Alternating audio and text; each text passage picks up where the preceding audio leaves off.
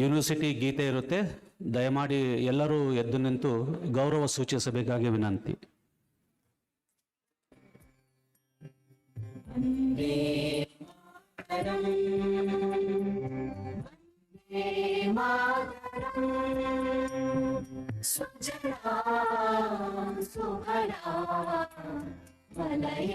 शीतला सत्यश्यामला मातरम् वन्दे मातरम् शुभ्रज्योत्स्ना पुलकितयामिनी पुल्लकुसुमित द्रुमदलशोभिनी सुहासिनी सुमधुरभाषिणी सुखदां वरदां मातरं वन्दे मातरं वन्दे मातरम्.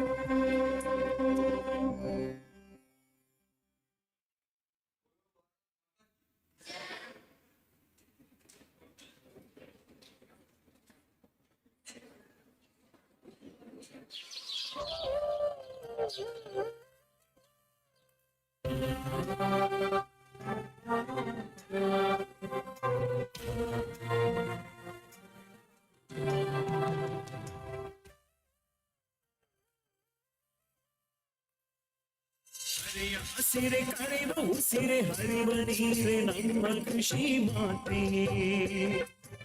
ಧಾರವಾಡ ಕೃಷಿ ವಿಶ್ವವಿದ್ಯಾಲಯ ಸಸ್ಯ ಕಾಶಿ ಗೀತೆ. ನಮ್ಮ ಕೃಷಿ ಮಾತೆ ಸಸ್ಯ ಕಾಶಿ ಗೀತೆ. ನಮ್ಮ ಕೃಷಿ ಮಾತೆ ಸಸ್ಯ ಕಾಶಿ ಗೀತೆ.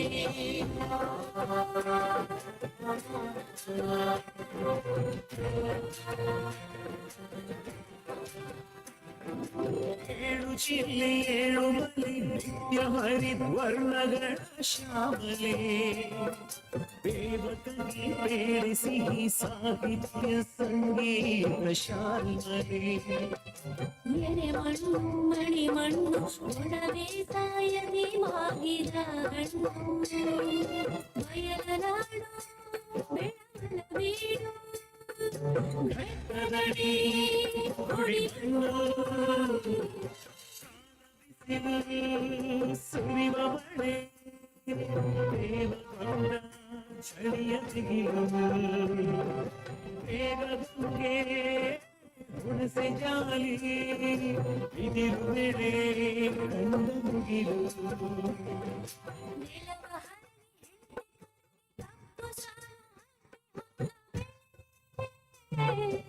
ಬಾಳು ಬೇಳೆ ಬೆಲ್ಲ ತೈಲ ಸೊಪ್ಪು ಸೆದೆ ಸಿರಿಧಾನ್ಯ ತುಂಬಿದಿರೆ.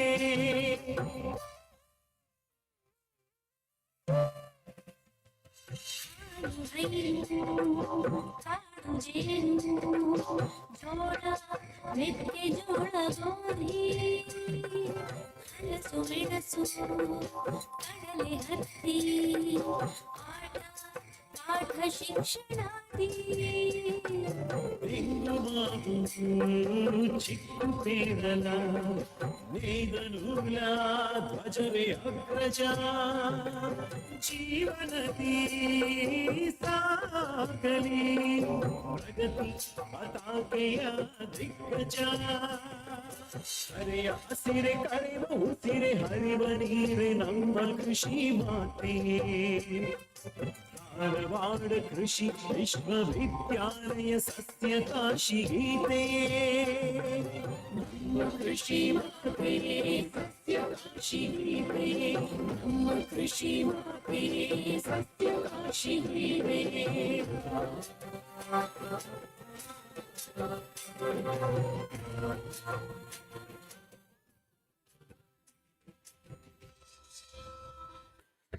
ಧನ್ಯವಾದಗಳು. ದಯಮಾಡಿ ಎಲ್ಲರೂ ಆಸೀನರಾಗಬೇಕಾಗಿ ವಿನಂತಿ. ವೇದಿಕೆಯ ಮೇಲೆ ಸಕಲ ಗಣ್ಯರನ್ನು ಆಗಮಿಸಲು ನಾನು ಕೋರಿಕೊಳ್ತಾ ಇದ್ದೇನೆ. The chief guest of the function, the president of the function, honourable board members, family members of Dr. Kololgi sir and Dr. Nalawadi sir, They're all requested to be seated on the dais.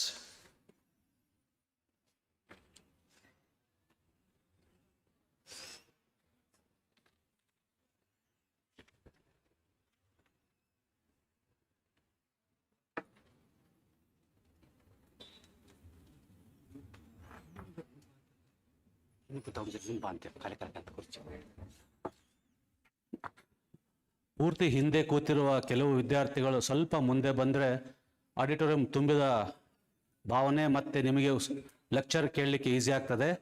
ಪೂರ್ತಿ ಹಿಂದೆ ಇರೋರ 2-3 ಸಾಲಿನ ವಿದ್ಯಾರ್ಥಿಗಳು ಮುಂದೆ ಬರಬೇಕಾಗಿ ವಿನಂತಿ.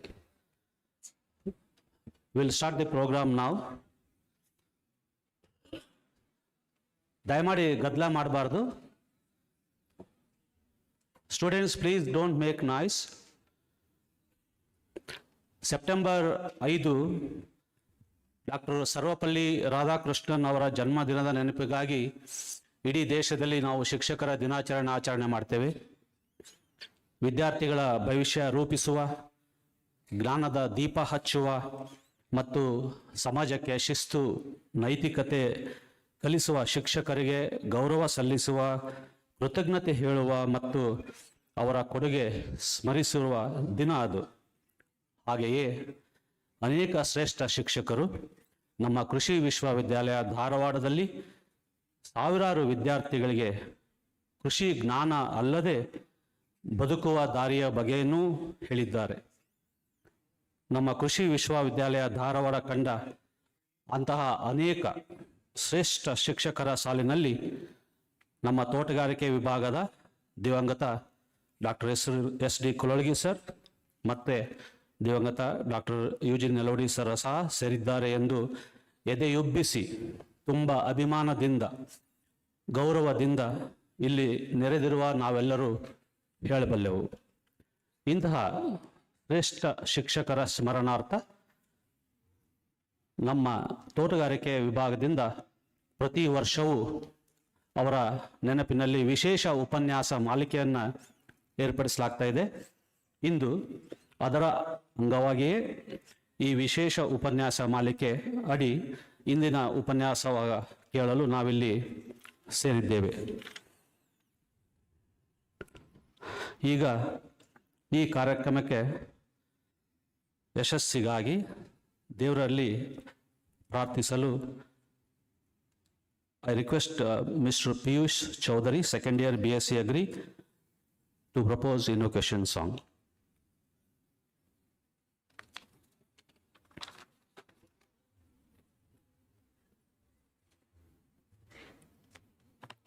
Hello. First of all, good morning to all the dignitaries present here. My name is Piyush Chaudhary. Today, first time in my life, I'm going to sing a devotional song. And there's a very beautiful story about Mirabai, that once a sant told Mirabai that Mira, sing in a rag. Rag means music. Mira answered very beautifully that when you are offering something to the God, Anurag is more important. Anurag means devotion. So, I'm requesting all of you to just feel the rhythm, not just the song, but with devotion. The prayer is इतनी शक्ति हमें देना दाता कि मन का विश्वास कमजोर ना हो. इतनी शक्ति हमें देना दाता, मन का विश्वास कमजोर होना. हम चले नेक रस्ते पे हमसे भूल कर भी कोई भूल होना. दूर अज्ञान के हो अंधेरे, तू हमें ज्ञान की रोशनी दे. हर बुराई से बच के रहे हम, जितनी भी दे भली जिंदगी दे. बैर होना किसी का किसी से, भावना मन में बदले की होना.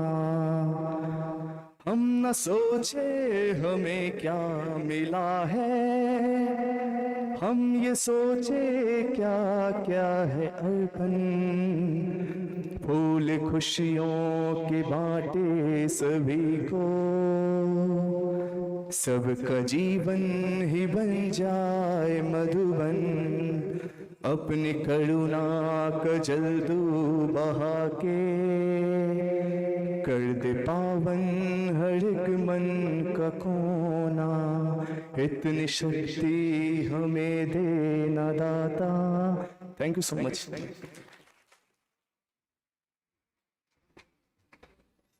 Thank you, Piyush, for your melodious prayer song.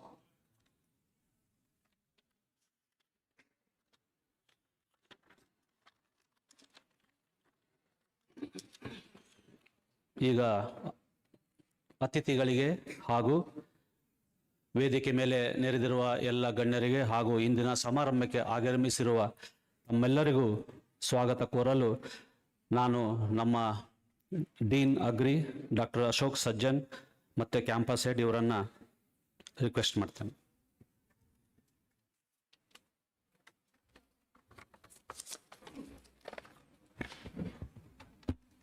Good morning, all of you. Dignitary dais and of the dais, most respected distinguished guests, esteemed speaker of the today's program, Honorable Board of Management, Office of the University, staff and students. We are here gathered today to honor the life, achievements and enduring the legacy of an exceptional contribution of late Professor S.D. Kololgi and late Dr. Nalawadi, although they are not with us, but their contribution to the field of horticulture is very immense and continue to be inspired us. This memorial lecture is humble and a tribute to their dedication, knowledge, and contribution particular to the aesthetic value and floriculture. So in this program, it is our great privilege to have among us the chief guest, Ms. Dr. Boga Niras Prabhakar. She is a former Vice Chancellor of Horticulture University. She is a distinguished horticulturist, and she kindly agreed to deliver a lecture, particularly on this memorial lecture on climate change, adoption, and resilient technology in horticulture. Madam, your presence here today adds a tremendous value, and we are eagerly looking and waiting forward to hear your insights. So in this connection, I request our Honorable Vice Chancellor, Dr. P.L. Patil, sir, to welcome Ms. Neeraj Prabhakar by offering a floral bouquet. I also welcome our Honorable Vice Chancellor, Dr. P.L. Patil, sir, to this function. So R.U. Patil requesting you, he is a source of inspirations, motivation for the memorial lecture series. And I respectfully welcome today's guest of honor, Usha Mundir Medi Madam, and similarly Sumangla Nalawadi Madam. I request horticulturists to welcome with a floral bouquet. I'm very happy and with humble respect, I welcome our Honorable Board of Management members.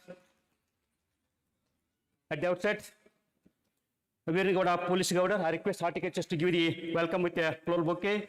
Similarly, Ravi Maligir, sir, request horticulturists to offer the bouquet and welcome. And Basuraj Kundgolamat, sir.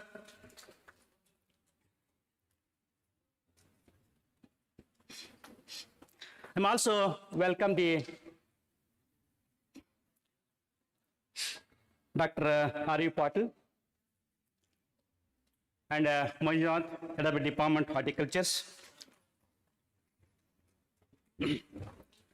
And I very happy and privileged to welcome our former Vice Chancellor, Dr. Shirvantar sir, Babla, former Dean, and UAS Patil, and all the horticulture faculty who are eagerly and former as present faculty to these programs.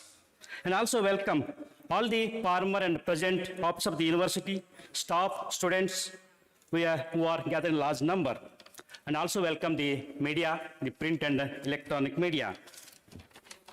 It is absolute honor and pleasure to welcome you all to this memorial lecture, particularly our Kololgi sir and late Nalawadi. on climate change adoption resilient technology in horticulture.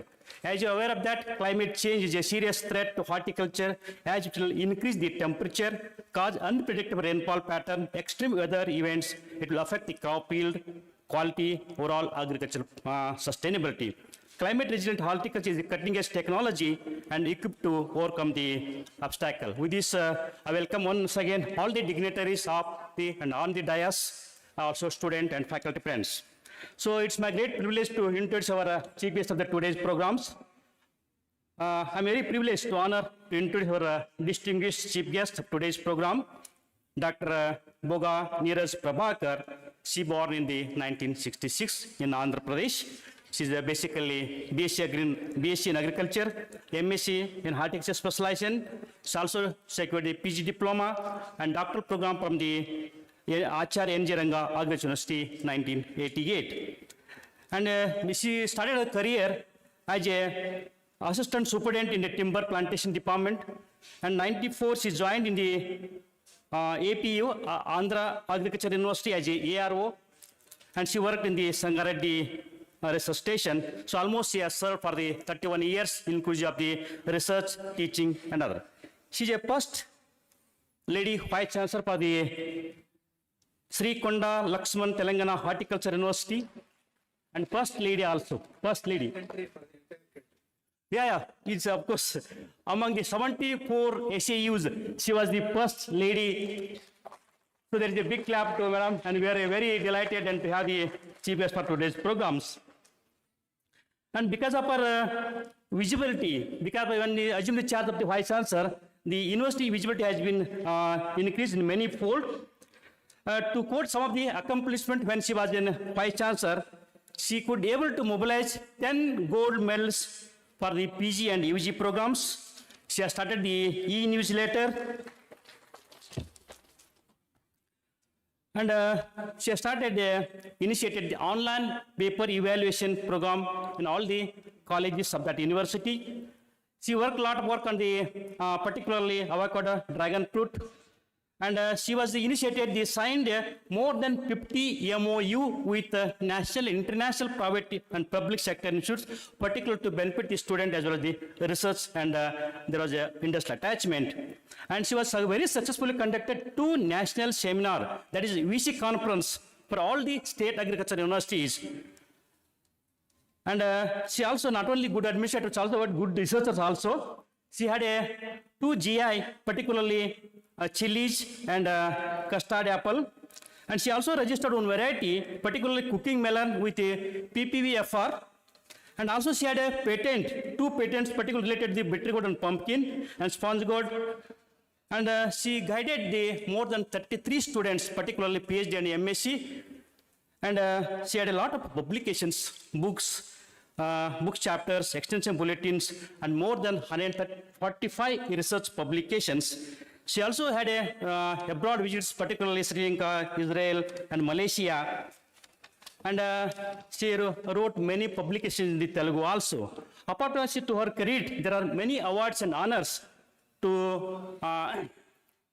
Particular awards are state level Best Scientist Award, University Meritorious Teacher Award, and Saroja Jayanti Puraskaram, and State Best Teacher Award, Best Organizer Women Empowerment Award. Apart from that, she was a Queen of the Nation for the year 2022. Then she got the Fellow Award, and she also got the M.H. Marigold Award. Now, apart from that, she's still working, and there are many students as an expert advisor, particularly board meeting for the UG, PG, and he's also working as a regular advisory group in the NABARD. And she was involved in the recruitment process, even the state level, even ASRB level, and she is working as an external advisor for the many institutes, particularly ILPAM advisory boards, regional advisory committee, that is ILPAM research. So like that, she served in the many fields. And really today we are very happy to have such a delighted and very meritorious vice chancellor. Still he is working as associate dean in that university. So wholeheartedly I welcome that university. I take the opportunity to also welcome our former Vice Chair Dr. J.S. Kulkarni sir. So with this, on way of the memorial lecture, I once again extend warm welcome to you all. May this lecture be a source of enlightenment and meaningful remembrance of a truly remarkable life. With this, let me thank one and all. Thank you, sir. Thank you, sir. To welcome everyone and to brief about the biodata of the chief guest of today's function. ನಮಗೆಲ್ಲ ತಿಳಿದಿರೋ ಹಾಗೆ ಇಂದಿನ ಉಪನ್ಯಾಸ ಮಾಲಿಕೆ ದಿವಂಗತ professor S D ಕೊಲೋಳ್ಗಿ ಮತ್ತು doctor U G Nalawadi ಅವರ ಸ್ಮರಣಾರ್ಥ ನಡೆಯುತ್ತಿದ್ದು, ತೋಟಗಾರಿಕೆ ವಿಭಾಗದ ಈ ಇಬ್ಬರು ಮಹಾನ್ ಶಿಕ್ಷಕರನ್ನು ಸಭೆಗೆ ಪರಿಚಯ ಮಾಡಲಿಕ್ಕೆ ನಾನು doctor R V Patil, professor of horticulture and university head of the department of horticulture, to request him to introduce these two great teachers to the audience.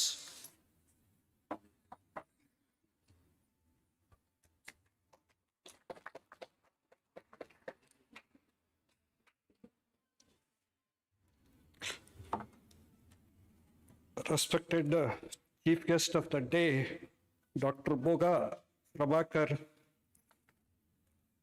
guest of honors, Srimati Ushabi Mundinmani, daughter of late Professor Dr. S.T. Kololgi, Srimati Sumangla Nalawadi, wife of Dr. U.Z. Nalawadi.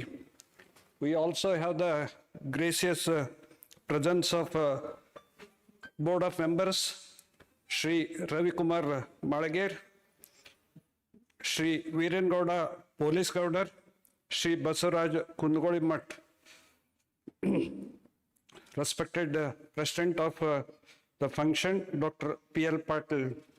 We have at least 13 to 14 ex-professors who are on the front line, starting from Dr. M.N. Shilwantar, Dr. A. Patil, Dr. N. Basaraj, Dr. Mukashi, Dr. Rokdai, Dr. V.S. Patil, J.C. Mathur, Dr. S.J. Angdi, Dr. S.I. Athani, P.R. Dharmatti, Korikantamat, and Dr. J.H. Kulkarni, with one more person, Dr. S.K. Gadi.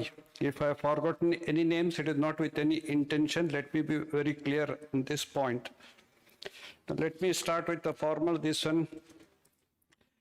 Dr. S.D. Kololgi, or Professor Kololgi, was born as a second son to Dr. D.B. Kololgi, who was a doctor in those days.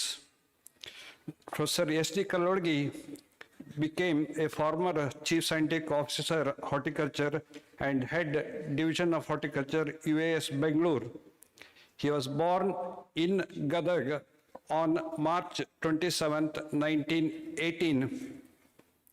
He pursued his BSc Agriculture in 1942 and MSc Agriculture in 1946 from College of Agriculture, Pune. Till today, we can find the name of Dr. S.D. Kololgi on the sports event. That's a good point that we can learn. Then in 1949, he was nominated by Bombay government to pursue his postgraduate program in horticulture science at the University of California, USA. He joined Pune College of Agriculture in 1942, and he also served there as a superintendent of a fruit crops laboratory in Pune. Now, what are the lessons that we can take from him? Are four or 5 points. First one is, he is a professor who tried to tell us that you have to balance between the official work and the family. I hope Usha Mundinmani, Usha, and their sons have expressed in writings all these points. So we should learn to balance between our professional career and the family life. Now, as far as professional career is concerned, there are a lot of points that we can take from Dr. Kololgi. First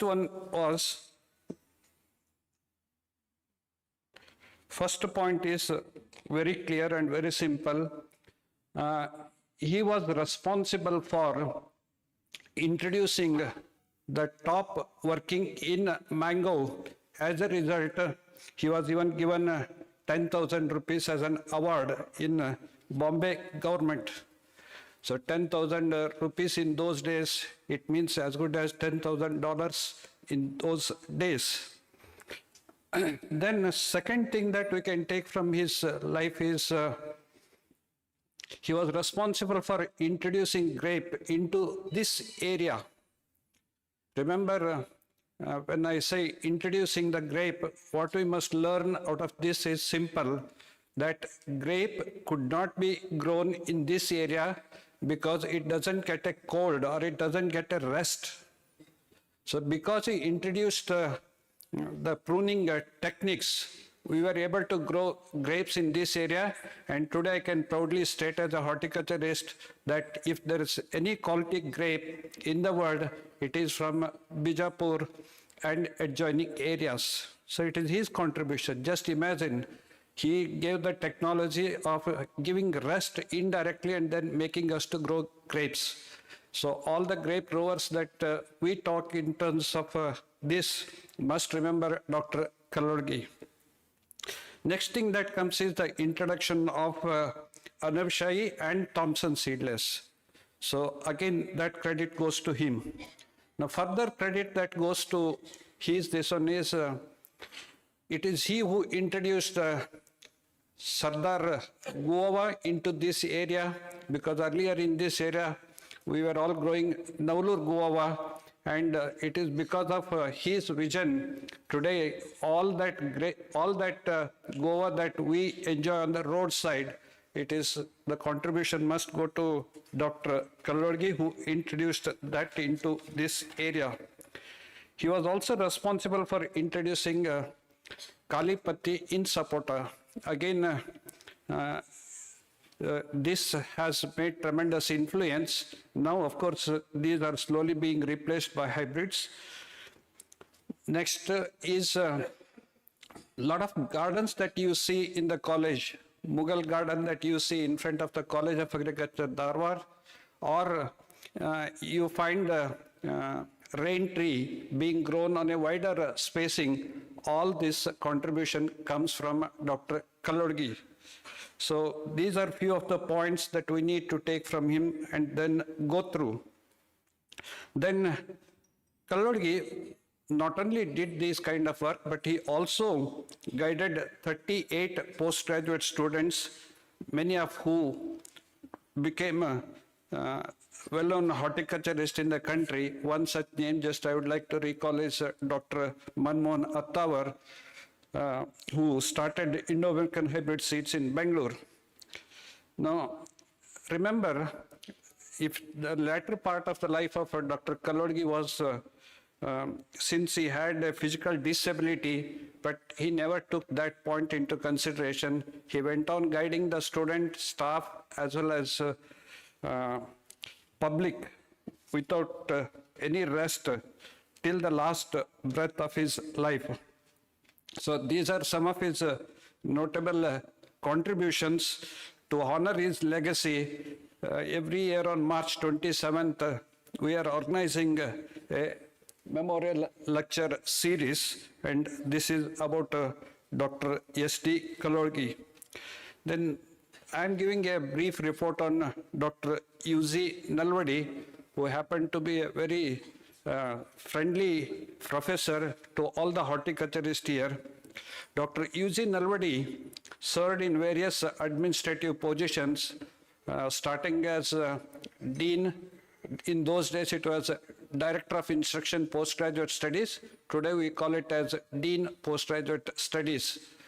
Then he also worked as an administrative officer, registrar, then special officer, horticulture, etc. He was born on 2nd March 1938 in Dharwad, and he pursued all his earlier education to PhD. All he did only in Dharwad. He obtained his BSc Agriculture in 1958, Master's degree in 1961, PhD in 1980. He began his career as an instructor or a principal in 1962 at Hanmanmatti. Then later he rose to various positions, as I said, from those. What lessons we can take from him is 3 or 4 points. First one is, whether you are on the roll or you are retired, remember he went on helping the institute till his last breath. If there is any one professor who used to get involved in every horticulture development, even after retirement from 1998, it is Dr. U.Z. Nalawadi.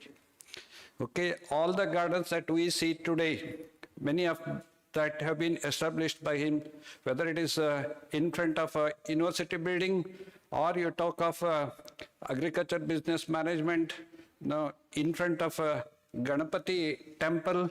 Many of these gardens were established under his guidance. So that is the first point. Second point is, he is the one who gave a link to all this one, and he acted as though he is a guardian for all horticulturists. So these 2 lessons we can take from him, and with that I'm saying he retired from the university on 31st March 1998, and after that, I have said, he continued to get himself associated till his last breath with every activity of the university. Thank you, one and all.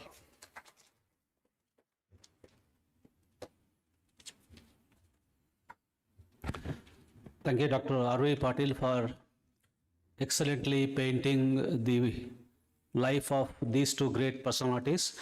I just want to add one more point, where Kololgi was also a teacher for Dr. Eugene Nalawadi.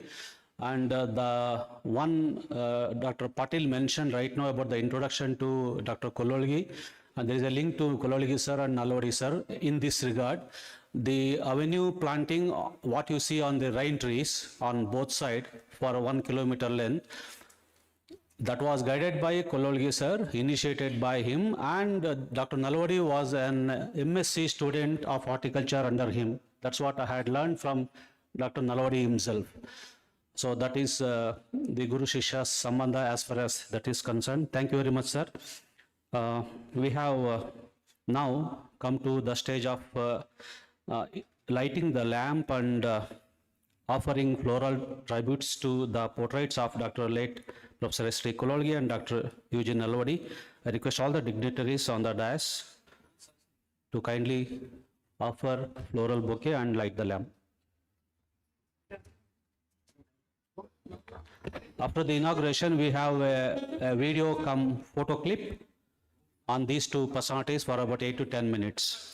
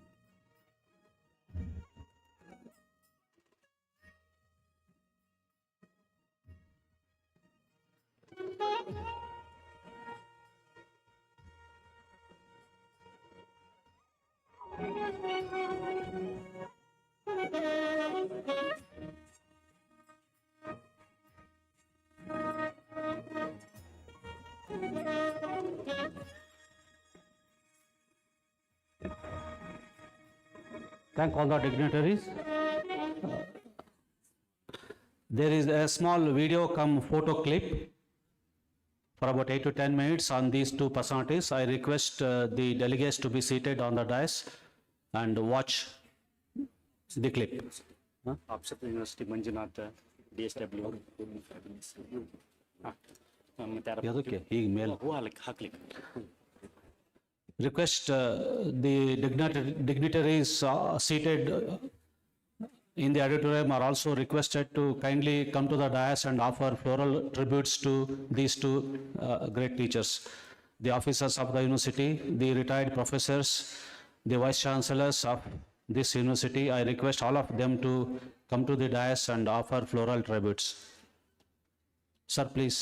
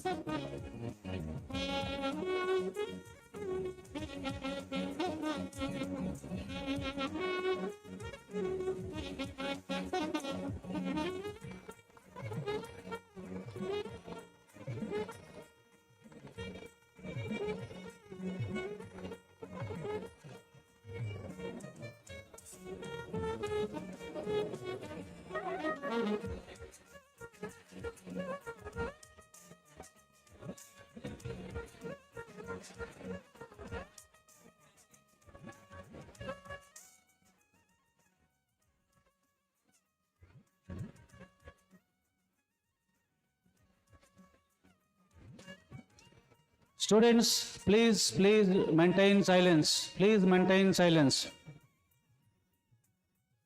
The college dean is also here. If you are getting late for your classes, there can be instruction that the classes can be delayed for half an hour. You need not run away now before the guest lecture is over, before the function is formally over. So please be seated. Please maintain the silence.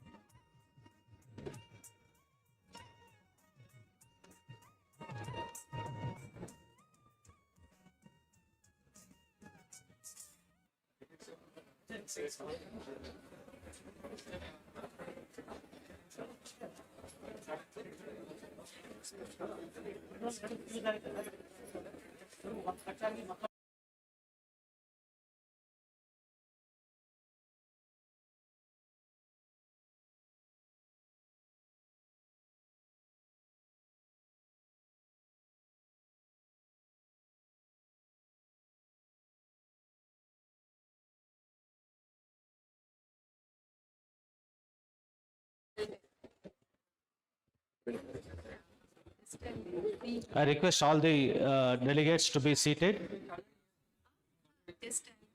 There will be a photo clip now. Initially, I request to play the clip of Dr. Kololgi, then of Dr. Nalawadi, sir. You can start.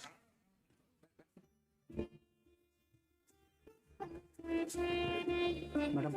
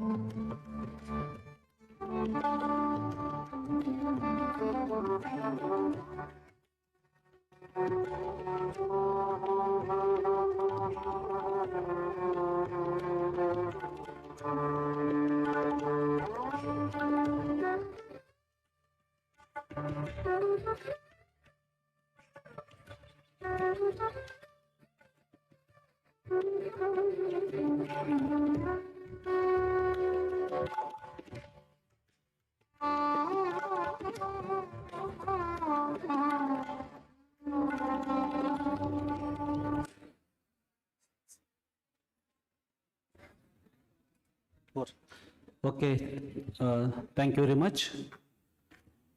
Now I request,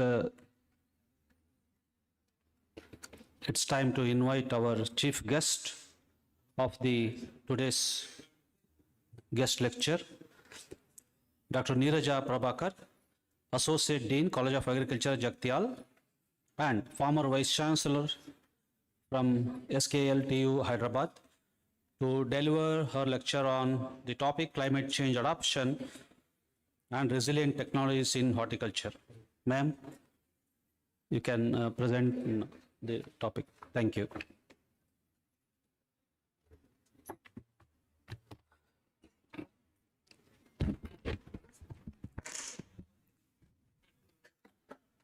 Sabhaya Namaha.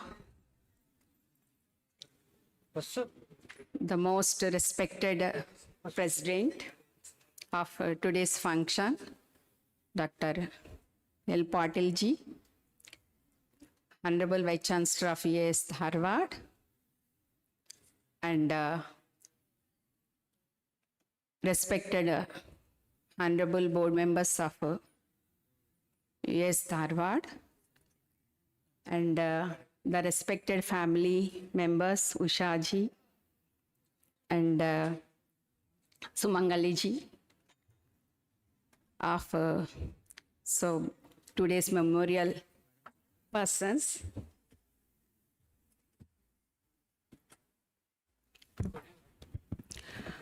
Late Professor Dr. Kololgi and Dr. Nalawadi, and dignitaries of the dais, and the professors, all professors from Department of Horticulture, So, sir, good afternoon. My request to all the students, come forward and sit in the front line. I request all the students who sat in the back, come and occupy front chairs.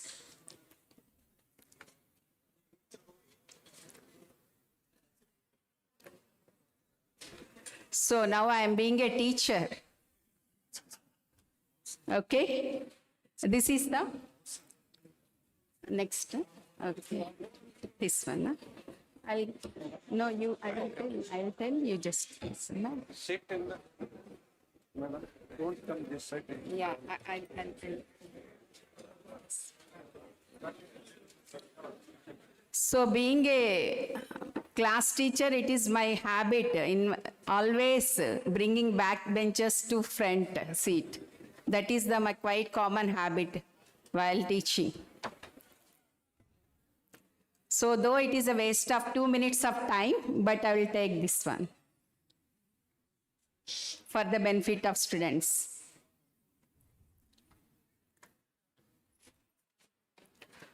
Sir, thank you so much, Honorable Vice Chancellor of UAS Dharwad, Patel ji, for giving this opportunity to deliver this memorial lecture on climate change adaptation and climate resilient technologies in horticulture sector. So next slide, please. So we know that our India is a Krishi Pradhan Desh. So more than now it is a 65% of the population depending on the agriculture sector and allied sectors.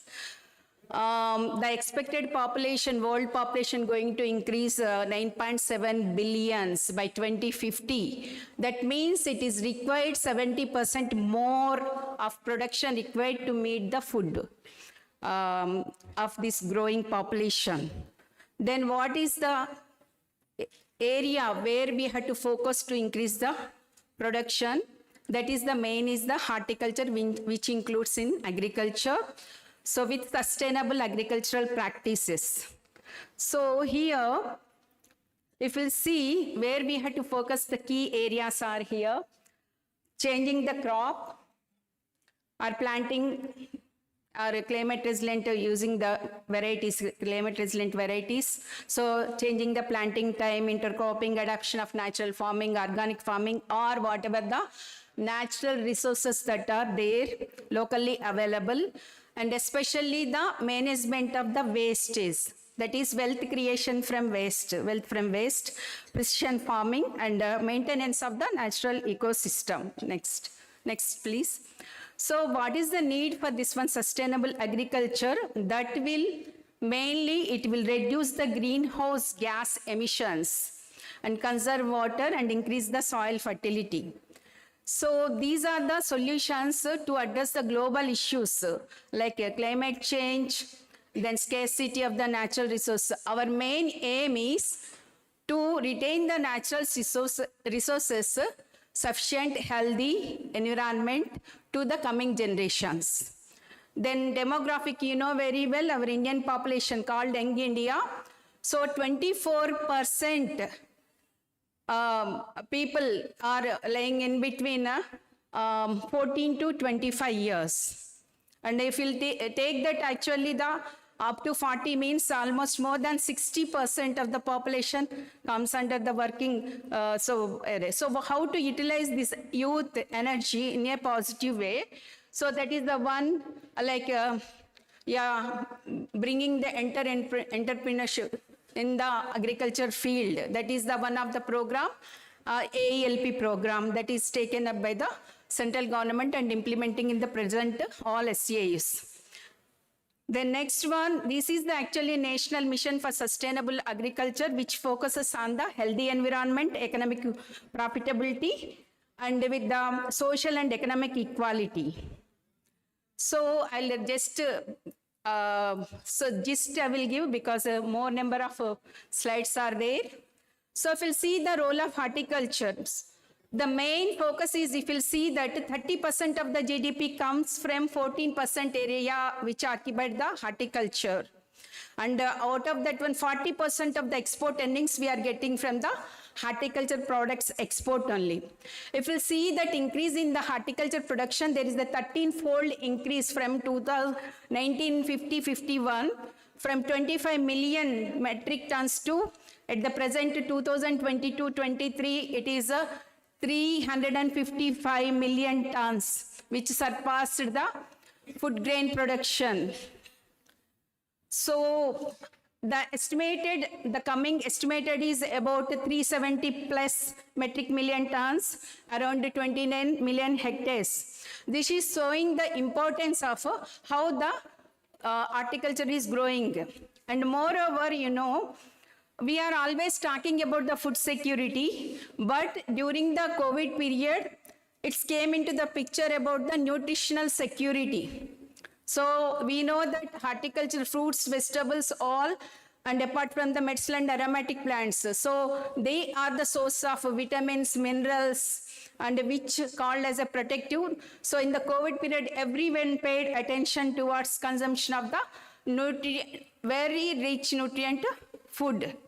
Okay, so there is an increase in the availability of the fruits from 133 grams per person per day, that is in 2004-5, now increased it to 200. And if the vegetables, if you see, it is the 264 grams to 401. You know, this availability is there on the papers, but is it really available to the common man? No, because 50% in case of the horticulture crops, so almost 25 to 45% is going wastage after the harvest. So where we had to pay attention how to protect, actually save this produced produce. In my view, if we'll save the produce through the post-harvest technology or post-harvest management, that is equal to the production. That means you are saving all the energies, you know, land resources, all natural resources, labor cost, all these things you are saving. If you are, the next one is, here we have the 4 eras. Before the independence, we are shortage of the food grains. Then after the independence, because of the green revolution, high yielding varieties, and later on mechanization, we achieved the sustainability in the food production. Now it is the digital era of horticulture or agriculture, that is the 4.0. Next one. So here, what are the threats? Already I told about. So with the increased population, we have to project Amrit Kal up to like 2030 or 45. There should be increase in the production, because the per unit of production is more in horticulture crops when compared to the agriculture crops. Hence, we are giving more importance including the horticulture crops in regular agriculture cultivated area. So we will suggest that at least 20% of the existing land areas among the farmers, if we'll go for the horticulture crops, that may be tree component or vegetable component, whatever it may be, so you can achieve this goal. That is the goal is to get the 777 million tons by 2030. So the major challenges here means, so climate change, then scarcity of the natural resources. Next one, that demographic, already I told about. Then food security, food safety. Food safety is the one important thing nowadays where we have to pay attention. Then sustainability. Already I told about the food waste. Food waste is not only the after cooking it is the before, even from the harvest until it reaches to the consumer also matters a lot. So how, like by using the innovative technologies and climate smart practices, we can have solutions to overcome this. So here we have about 17 sustainable development goals. So in this one, the main is the climate smart agriculture. So it is the 13th SDA. So that is climate action. And the second goal is zero hunger. Then it comes to the decent work and economic growth, which is interlinked. And the 12th one is, it lies on everyone responsibility, responsible consumption and production. So avoiding the waste. And apart from this, maintaining the all natural resources that comes under goal 14, that is the life even below the water also included, not only the above the land. Then what are the solutions of this one? There are main 3 pillars. Next one. There are the 3 pillars of climate smart practices: adaptation, mitigation, and resilience. So if we'll see that what are the areas we can work on it to maintain the natural ecosystem is soil resilience, and then development of climate resilient varieties, biotechnology, water smart technologies, natural and organic farming, where we can use even converted waste material in this one, then biochar application, which is coming recently into the picture, nanotechnology, uses of the nano-based fertilizers or fungicides or pesticides, then agroecology, which is including the integrated farming system and forestry area, forestry tree species. Then precision farming, which is I'm going to deal in detail, so how it is benefit to the farmer as well as young entrepreneurs. Then the use of this renewable energy integration resources, this is now in the last 1 month due to the present war situation, everyone is talking about the shortage of the fuels, everything. So how we can overcome this one is only the alternative is use of the natural resources that are available, especially sunlight and the wind energy. Then the last one is the digital agriculture. Then soil resilience, I won't go deep into this one, only is the development of the site-specific models. So we are talking about the soil sampling. So what happening after the soil sampling? Whether farmers are following based on the soil sample results, respectively they are using the NPK doses. Those things are important. So then what is their physical and chemical structure of that soil? These are the things taken into consideration. Then depending on that one, we have to go for the advising the farmers. So what type of management practices you have to take? Then after so this is the soil health is very important nowadays, because we know that we are talking about there is no life in the soil, is it not? There is no life. Now we are thought of using, all organic materials or biofertilizers. So most of the students, they stick to their cell phones. Not so. I think part of it, at least you will get out of it, 10% of this one, it may be useful for your foundation or career. Okay? Then the next one is the adaptation in crop varieties.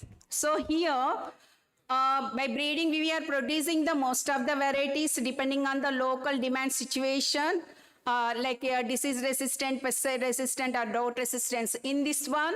So we have mainly concentrating like, introduction of the new crops in new areas. That is the one thing. So how to overcome, how to make the adaptability, that is the one. For example, if you see in South India also, we can cultivate potato in Telangana also successfully, which giving the more than the average yield of the national level. But farmers are not adapting that one because of some inhibitions, like even kharif onion also. Like summer tomato is only familiar till today. So all this. So here we had to train the farmers or bring the awareness what kind of crops can introduce to get the new crops so that they will get the premium price. That is the one thing. Then the next one is the biotechnology. Sorry, you go back. Go back. Yeah, biotechnology. So here we are using this biotechnology for production of some of the varieties like abiotic stress and biotic stress. This is the one thing we are working on it. So here mainly salty resistant varieties, drought resistant varieties. This is the abiotic stresses. Then biotic stresses, we know that about the insect and disease and herbicide resistant. Just I am giving here application of various biotechnologies tools for improvement. You heard about the potato tuber moth is a threat. So how by introducing CRY1AB so these are the different methods: genetic engineering, molecular markers, in vitro mutagens. So these are the different crops are there. How In this one, the important, tomato mainly, so the main problem is ripening.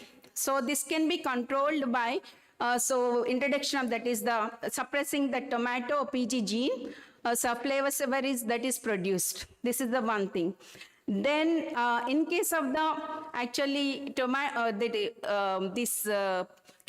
fusarium wilt, okay, that is the one. Even in potato also fusarium that solane that resistant. So these are the important things. In case of the capsicum, the high yielding early variety, avoiding the long duration. So these are the some of the things I'm telling under the, so like that depending on the situation, we can produce by using the 3 methods of these biotechnological approaches. Then genetically modified, back please. Yeah. So here, already about the squash. So here the all resistant to the watermelon or cucumber zucchini yellow mosaic virus resistant, that is the virus code protein is a transient that is extracted. Then sweet pepper, here it is all resistant to virus. Then sugar beet, of course all these things. This is the how the GM, but in India still we are in nascent stage use of the GM crops. There is so many discussions are going on. In 2004 and 5 I worked on BT brinjal also. But till today officially it was not released, but unofficially it is under the cultivation overall India, that knows everyone. So this has to be taken in a proper, addressed in a proper way for the benefit of the farmers. That is the one thing I want to request the present government. And then genetic engineering, the fortification. We heard about the golden rice, but here in case of the potato, so it is the potato. So that is introduction of the protein-rich gene from the amaranthus species. This was produced, which is having almost high protein content, almost 60% more than the present one. So these are the different biotic stresses. I am not, so DBM is the main issue in cabbage. So again, cry 1A, then tomato, early blight, all these things are. So tomato, potatoes, already we are using this technology. Then abiotic stresses, of course, these are the things. I am not going through this one. Then herbicide resistant, so transformed plant, that is radish and tomato. This is the gene source. Then so embryo rescue, this is the one important thing that is adapted in case of the grape. So in generally, the stenospermocarpic, that means after the pollination only it receives that stimulus, then it will develop into the fruit. That is the important one here. So scarlet, sweet scarlet variety, tomcod, these are the 2 varieties that are produced. So these are the other biotechnologies because I'm just skipping. Cryopreservation mainly used for actually germplasm protection. So for so many long durations, so many years, we can safely we can keep alive at minus 196 degrees centigrade of liquid nitrogen. Then the other aspect we are coming about the water management. So everyone talking about the water management, save water, but in the real sense, how many, even at household level, how many they are saving the water at household level, not only at the field level. So this has to be taken care by even individual also. Then we can save the water for future generation. So here, whatever the listed is the trench method, half-moon method, micro-catchment. This is the age-old method of practices, how we can harvest in different areas, different catchment areas, in the hilly areas, in the undulated topography areas. This is the modern method of water harvesting. It looks like simple here, just by telling, but if we'll put it in the action, no, you can save the lot of rainwater in our field. So rain, where it drop, catch it. So this is actually slogan given by the ex-governor of Telangana, Tamilisai Soundararajan Garu. So that is the excellent one. Wherever the drop falls, you have to catch. So infiltration has to be taken place in that area is the very important thing. So water smart, that irrigation technologies, we know that drip irrigation and sprinkler irrigation, they are more effective. Here one thing, even in this one also, how efficiently you are using that is important. So here also the fertigation schedules, the percentage of the CPE ratio, that our potential evapotranspiration rate, that we had to set it to save the water. That is how we had to plan the experiments. Then we are talking about the natural farming.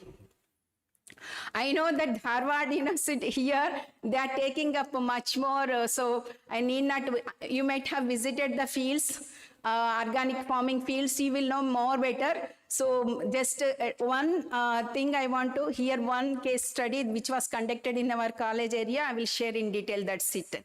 So in case of the main natural, what is the difference between the main natural farming and organic farming is actually, in case of the natural farming, whatever the locally available resources and more of free or cheap, they are used.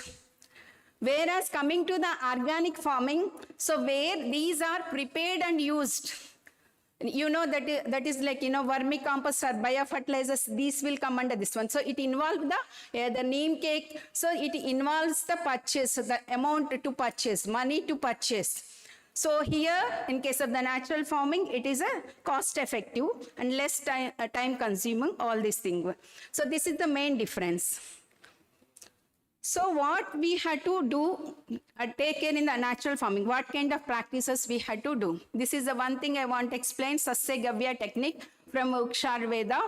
So here, wherever the actually fallen leaves are the pruned, especially in the horticulture crops, pruned, that areas, so pruned or fallen leaves, the twigs, everything, they have to be incorporated in the field itself. Then how to disintegrate? So what care we had to take care? So it has to be buried 1 centimeter deep. Then next slide please, we had to, previous one, we had to use that 1:1:1:2. So the 4 crop residue 1 part, cow dung 1 part, cow urine 1 part, then water. So they have to be mixed up and it has to be sprayed. Then after every 2 days, just you have to turn it. So mechanical it can be done. So no involvement of any labor, only the spraying is required. So this was continued. Actually, this study was conducted in a very degraded land, very poor soil. So after 4 years, what it has shown the results, just very interesting. So there is an increase in soil organic carbon and the total nitrogen, then organic matter. So usually the organic matter, that is the almost like, 50% extra than the soil organic carbon. Depending on the situation, it may increase 50 to 70% also. So in 4 fields like pomegranate, guava, mango we have conducted. So in pomegranate it has given, because of the frequent prunings, added more of matter and there is a lot of improvement. So like this, you can also use in your field crops also. So most of the times in case of the horticulture crops, you will get more wastage of this matter, dry matter or fresh one. So this is the representation graphitical, how it can be so used here, you see. So how much, 0.01 to how much, so almost 3-4 folds it increased in pomegranate and guava and fig and mango. So this is the about the nitrogen percentage and soil organic carbon, you can see more than the double, there is an improvement. These are literally degraded soils. How there is improvement in this nitrogen and organic matter, everything. Then some of the 1 or 2 studies only, just I am quoting.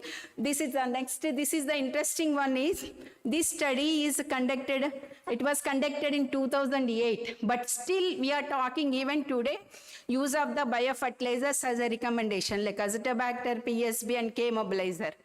So this is conducted as an intercrop. Onion as the intercrop in guava-based cropping system of 9 years old. And thereby, farmer additional benefit he got of onion yield of almost 19.52 tons apart from the guava fruit yield. So this is the one effective utilization of the land resource. Example, I am quoting here. He is my student worked. So apart from this one, actually in between they have even curry leaf plants also. They got extra income from the curry leaf also. Then use of the organic manures and biofertilizers here. So we can reduce the RDF dose of anything like, 50%, 75% by in addition with the any other organic matter like vermicompost and the neem cake and Astrobacter, PSB. So all these things will be holds good, especially in case of the horticulture crops. Why means it requires some moisture to make them live and to be active, and thereby it will improve the uptake of the nutrients by the plant. So that is the reason use of the biofertilizers are more effective in horticulture crops. So here I will tell use of the, in case of the turmeric, use of the organic carbon improved the curcumin content. This is in 2, 3, 4, 5 studies it was proved. So if you are using more of organic material application, so it improves the curcumin content and even recovery percentage also. Then nowadays you are talking about the biochar. So biochar is actually, it is a carbon rich material that is produced from the waste. So mainly the pruned twigs are used in case of horticulture crops. Here one thing I can tell, while taking the biochar application, care has to be taken that only cured material has to be used. And one more thing, if you not use the cured one, it will reverse the effect. That means it will take the nitrogen from the applied, that is applied for the plant's sake. So it will taken and it will negatively affect the plant growth. That care has to be taken. And what is the impact actually biochar? So here 1 gram of biochar, it will have the 40 square meters of the surface area. That means that much it will hold the water and nutrients properly. That is the concept actually here. So that is the how it is having, but some proper care has to be taken. Even the research work on this usage of the biochar is still in nascent stage only. So it is about to, we had to get the results in horticultural university. When I was there, it was the work was initiated in onion and turmeric. So here if you see, the one more thing is that soil physical structure will be improved by application of any organic material, but coming to this biochar, it will have the long run effect. That is the difference. So even hundreds of years also it will retain that effect. That is the difference when compared to the other materials. Then nanotechnology. Immediately first nanotechnology, we can use the nanoparticles in as a fungicides, pesticides. Nowadays we are hearing about the uses of the nano urea. But here, still the work is going on. But my observation results in case of the nano urea, it is only the equally almost no significant difference between the regular urea and nano urea application in case of the horticulture crops. That is the observation trial that was proved. But however, by using this nanotechnology, what will happen? It will reduce the environmental problems. So less pollution, so less run of chemicals. That is the important aspect of usage of the nanotechnology. Then agroecology. So previously, just in the inaugural speech mentioned about Dr. Kololgi, so this beautiful campus representing that rain trees. So very much attractive. And that will reduce the temperature of your campus. Very beautiful. So that is the importance of actually growing of any tree component. So if you'll growing the single tree, it will feed the entire that area around it. That is the important. So agriculture, environment, which linked with the agroecology. So here I will tell, so different tree-based farming systems. Already you have studied in our graduation course, but it is, it is having very huge impact if we'll go with this different kinds of agroforestry systems, especially if you'll include the that nitrogen fixing species, either that may be tree species or maybe the annuals like forest crops. So which will improve the N fixation in our area, and moreover it will add the leaf litter to the soil. So thereby it improves the water holding capacity, and I can call it as it is a nutrient recycling closed system. If the forestry, the tree component is used to. If we are going only sole crop means it is called as a nutrient leakage system. That means you are wasting the applied nitrogen that is going waste instead of properly used. That is the reason you had to use the tree component. Previously, you know, any farm area you have field bunds, the shelter beds, is it not? That is missing nowadays. But that is a very important, especially in case of the horticulture crops, which will create the microclimate inside of that one area. So that will protect your crop. Even now, in case of the mango, because the small thunders, this will recent the summer showers, so all they are affecting negatively. And hot southwest winds, that will affect negatively. So this can be protected by using the shelter beds. Next, please. So here one thing, and the bunds, if you worry, the soil holding capacity is more in case of the different, that is the vetiver, giganoids. So that is the, you know, it will hold thoroughly. So that kind of species you have to use to avoid the, that is the erosion, soil erosion losses. So here we are telling from the beginning that across the slope you will plow it, and or different, use the mulches, everything. Only these are there only on the paper.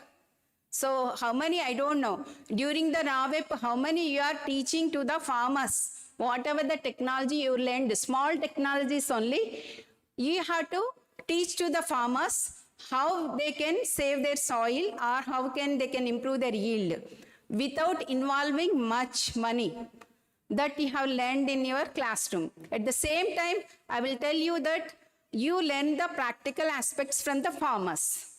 That is the main objective of your RAWEP. Then coming to the, I will come to the ALP also, NLN. So that is the how you will learn the things. That will comes mainly horticulture related to the polyhouse cultivation, shade net cultivation. I will come into. So these are the effects of the soil. Next, please. Soil physical or chemical properties, how they will improve. So it is the indication. So how they will improve if we are growing the tree component. So now we are talking nowadays about the precision farming. Why means out of the 328 that million hectares available, 182 million hectares land subjected to the degradation, some because of different reasons. Then how to protect the soil and other things by this precision farming. So precision horticulture, which is the technique that is applying the right quantity of inputs, fertilizers, that is the pesticides and water, and the right location and right time. So this is we are learning since from the beginning, but missing. So depending on the soil availability of the NPK and how much it is required and at what time it is required of the usage of the pesticides, that is a very important thing. So these are the components of the precision farming: GPS, satellite aerial images, and GS system. So in overall India, we have 22 PFDs, so which are concentrating on the dissemination of the technologies using the micro irrigation, high-tech agriculture, and we have one center at Hyderabad. So here in Hyderabad, along with the Center of Excellence, which was established in GD Metal, and one Center of Excellence at near in our Horticultural University. So that is working on the fruit crops, and GD Metal CY is working on the vegetables and flower crops. So that is giving the trainings to the farmers and the young youth to improve to learn the technologies and to improve the yields under protected cultivation and using this drip irrigation. So here we have about 5,285 hectares under mulching and around 95 acres of that poly houses. So this is the established structure in Telangana. So in case of the application of the precision farming, so one is the, I told already, irrigation, then fertilizer application, pesticide application, then disease and pest detection. So this is the one, then yield protection and harvest optimization. This is very important in case of the horticulture crops. Right time of harvest is very important. If it is a delayed harvest, that is rotting. If it is the early harvest, low quality. This is the one you will face. Then protected cultivation. So how to protect the crop under extreme climatic conditions. So these are the government initiations, already initiated these programs, already there here. So here two types, one is naturally ventilated, then the fan and pad system which is completely controlled.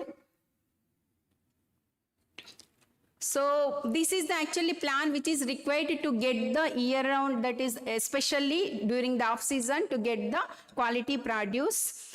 I will explain through this how the farmer benefited by using this protected cultivation, how they are benefited, especially in case of the cucumber, broccoli, and all other flower crops also. So there are the even under net system. So we have 4 color systems. So green, black and black and black and white and black. So green and green. These are the how it is mainly. In case of the then foliage plants, ornamental plants, the more shade is required. And in case of the nursery, 50%. And then in case of the for flowering, like tomato and capsicum, that is the below 35% of the shade. So this is the effect of the color nets, how it will, which type of growth it will stimulates. So dwarfing is blue that is required, which will reduce the growth and improve the early flowering like that. So this is useful even the thing in case of the speed breeding also. So this is the how the percentage of the net here, next one. So percentage of the net. So how, what type of crops it is useful. So this is the list. So here important thing I told already, for vegetable nursery raising it is a 40% or 50 up to 50% you can use. Then above 30 and 15, that is for flowering or fruiting plants. Then 70, 80 and 90% is for foliage plants indoor like this, or for some fence. So this is the one. So what is the advantage mainly? So in polyhouse and shade net, these are the crops. So here you will get the higher yields, quality produce free from pest and disease infestation, 2 to 4 times more yield, and extended period of harvest. Both all the crops giving the more yield and more pickings. Then in case of the low tunnels, these are very effective for the farmers, even small and marginal farmers. They can go for the cultivation of leafy vegetables in summer months. So which will give the quality leaves with more of greenery, big leaf area, and which will give the actually, higher yield. At the same time, these are useful for raising the nursery, and nursery will come to planting early, 12 days early. The next one. So these are the photographs. So under the actually, shade nets, the bulkiness, actually the more the plant canopy when compared to that polyhouse. So these are the actually results. Just I'll skip. Even you can cultivate strawberry also under this nets. So there are a number of results are there.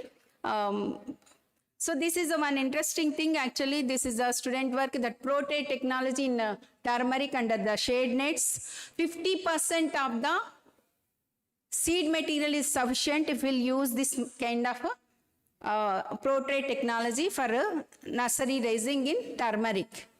The mother rhizome, which is vertically splitted, can be used, and you can reduce the 50% of the rhizomes quantity that can be reduced, and which will having the good growth.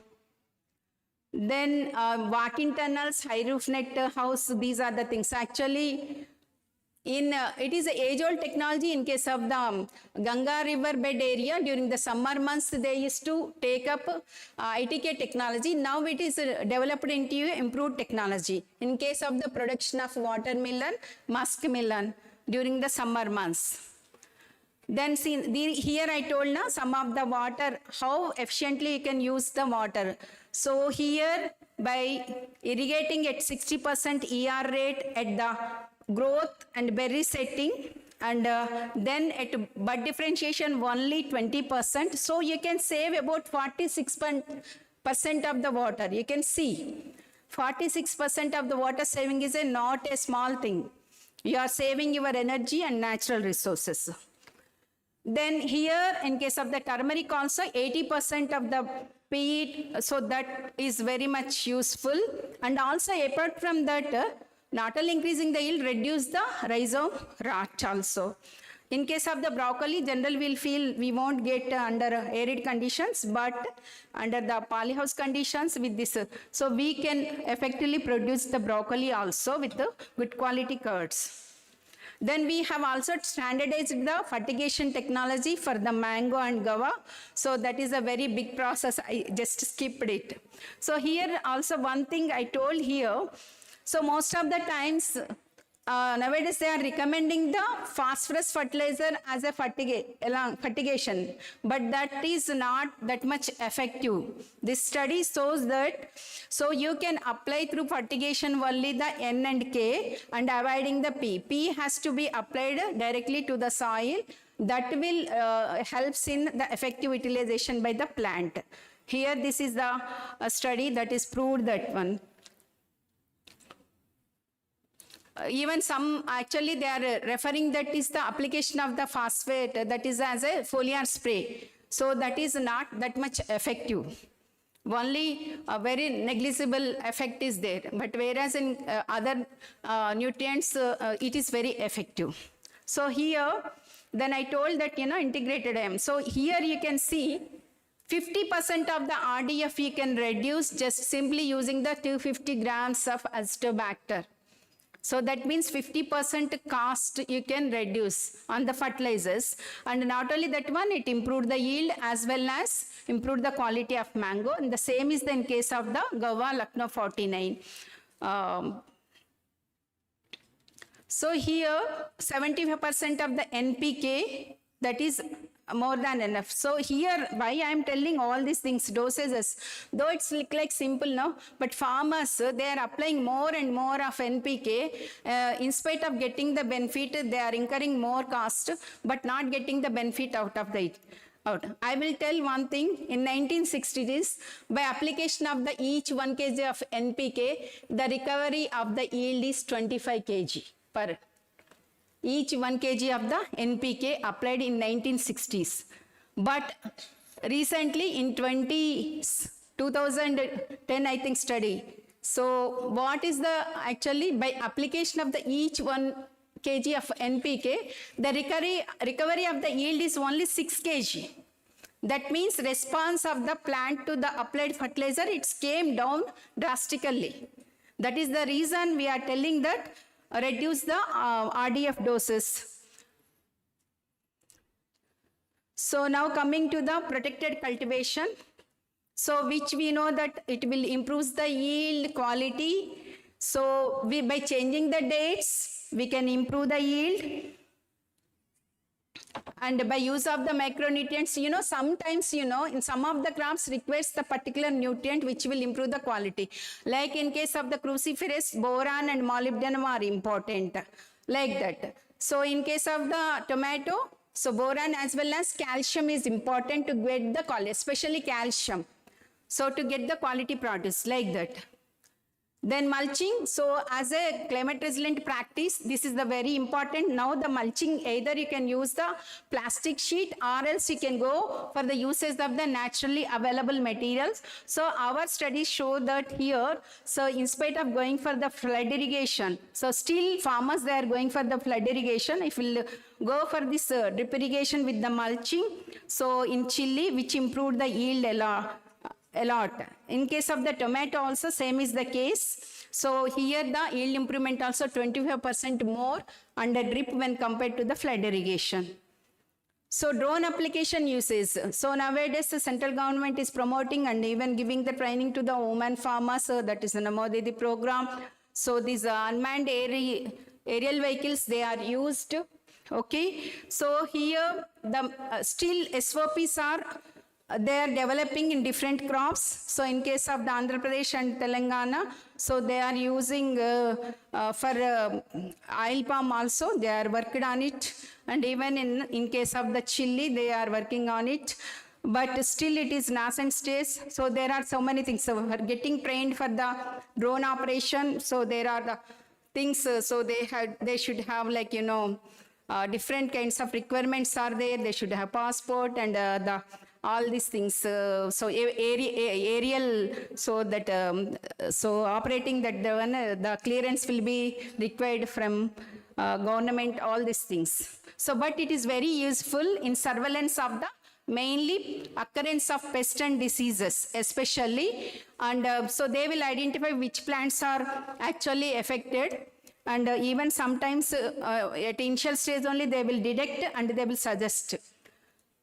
Then the next one is the renewable energy integration. This is the one thing I told, we are just talking and talking, but the implementation level, it is still nascent stage only. We have plenty of sunlight which can be used in place of the non-renewable energy resources. We can use that one, even wind also we can use this one. And now government is promoting this.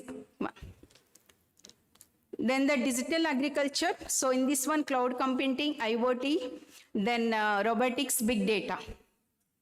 So Internet of Things, which is including monitoring first, then precision farming, then supply chain management, which is one missing actually. So that will be actually blockchain technology, from where it is produced and how it is reached to the consumer. Consumer has to be he can know where it is produced, how it is produced by saving that code and the delivered good. So this is the how you can work on it. So here the first the data, collection of the data, then analysis, then put it in the use. These are the steps. So in our horticultural university, we have used that eShot digital app here, initiated. Still only for one crop it was developed for mango. Still it has to be long way to go. So here, actually when I was VC, so we did MOU with Samhita, which is a precision farming solution operating. This one, actually it will, by using the drones, it monitor the all citrus orchards and identify the actually diseased or ill health trees, then data is given. So we actually, our students allotted to this group as a industrial attachment, so they worked on it. So they know how to develop the data and how to use it. So this is the one thing. And there are different success stories. Our students, so in the vertical farming and so aeroponics. Urban Kisan is actually we have MOU where our students, they are working in this one. Lemon chili, which is actually, they are cultivating this capsicum and tomato and grow bags, and they are exporting to the Singapore. So this is the one company, Simply Fresh, which is concentrating on most of the leafy vegetables as well as the pomegranate, so aerial export. So these are the success stories. Just I will skip Rishabh. This is the farmer. So 1.25 acres who got the income by growing nursery, 2 lakhs in a year. Net income. So Gerbera cultivation, so from 2 acres, he able to get the net income of the 7 lakhs. This has happened with the training programs that are conducted by the PFDC as well as the Center of Excellence. So this is around 2016, 17, 18. Then chrysanthemum, 1.85 acres. So got the net income of about 9.5 lakhs. So capsicum also from 1 acre, 4 lakhs. These are all documented. Cauliflower, so here from 3 acres, 3.3. So in some cases the profit may be less but better when compared to the normal field, the open cultivation. So cucumber cultivation, 1 acre, net income 1 and 2.5 lakhs. So Gerbera cultivation 0.25 acres of this is a completely controlled condition, 3 lakhs. So actually very beautifully, I visited that one, even orchid unit also I visited. Then rose and gerbera. So 30 lakhs out of 3 acres. So we may not be always be profitable. Sometimes hiccups will be there. Then how to overcome also, they have been trained. So the export, if it is affected, how to sell their produce or how to reduce their production, that is also will be taught. Then this is the gerbera. Then tomato cultivation also. This is the Bongiri. So 8 lakhs net income from 2 acres. Cucumber cultivation. Then rose cultivation.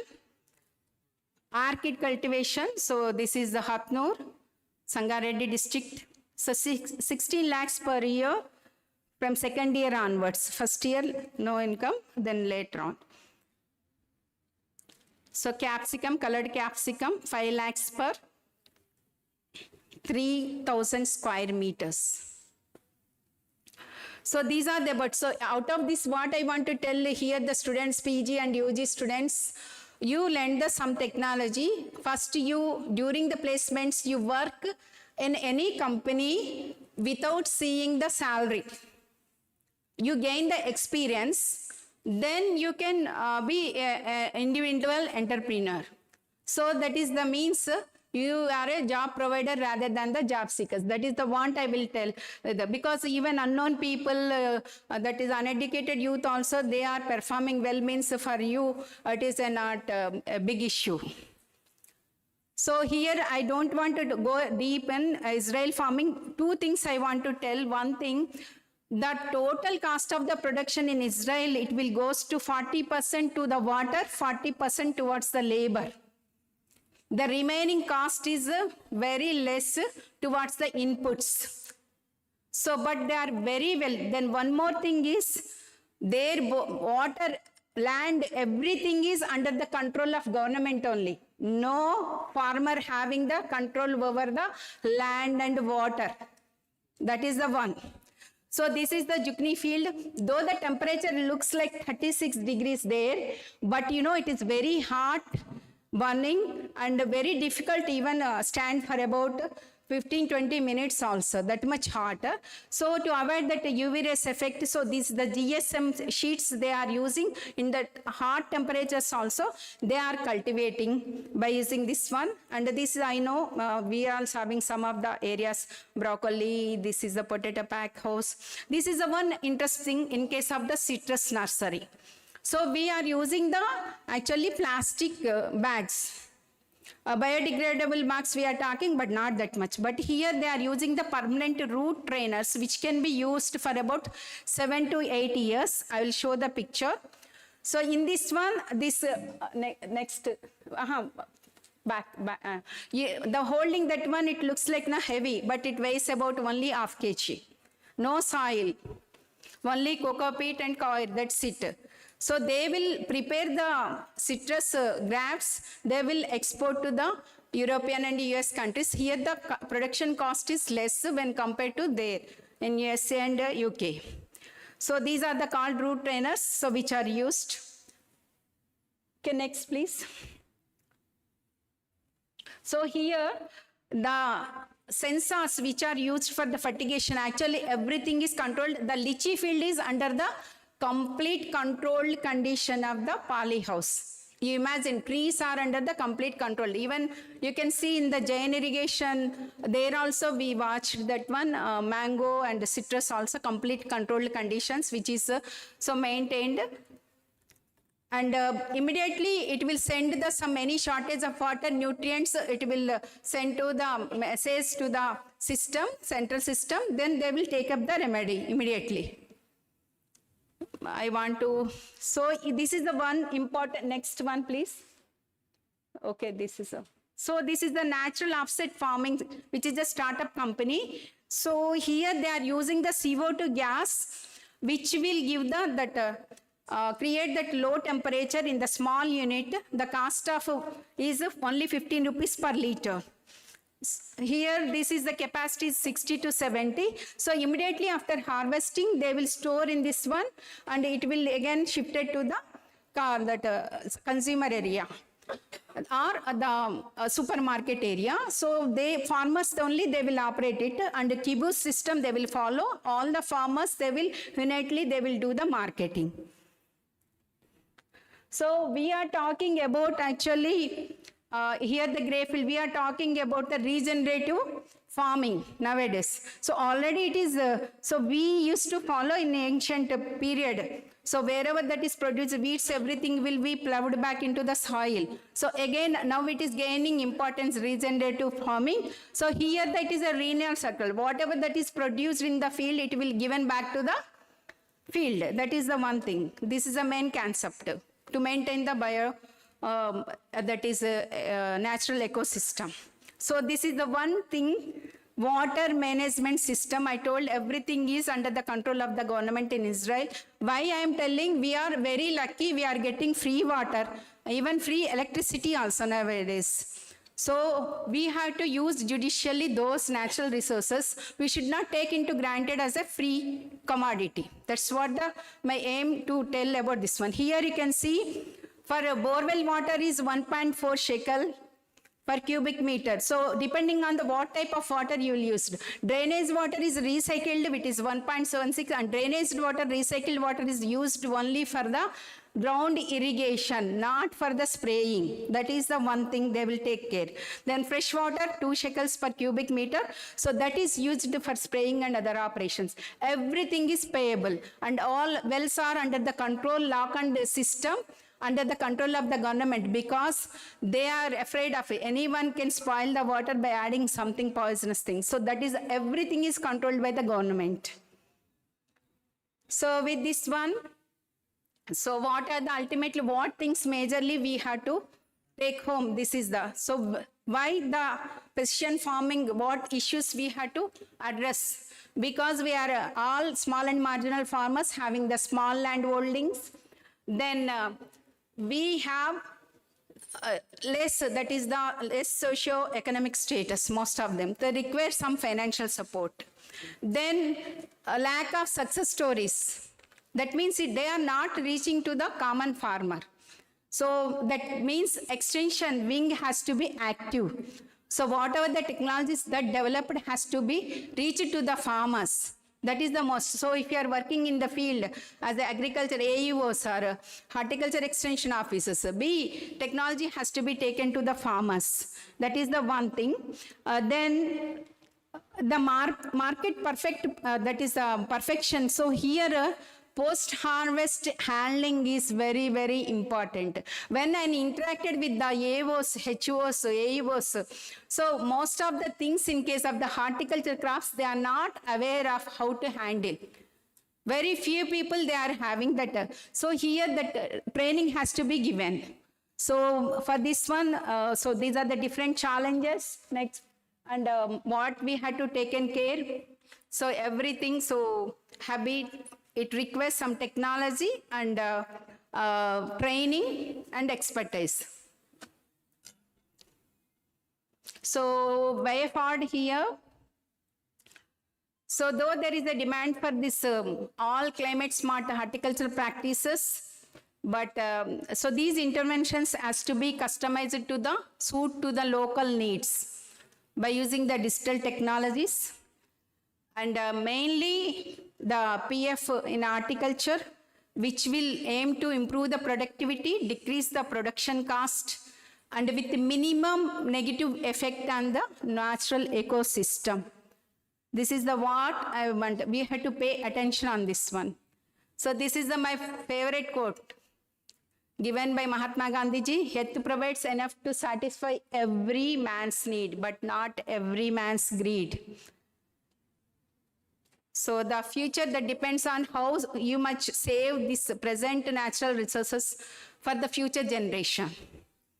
Then one more thing, if the conservation of natural goes waste, that is going in wrong way, nothing else will go in right.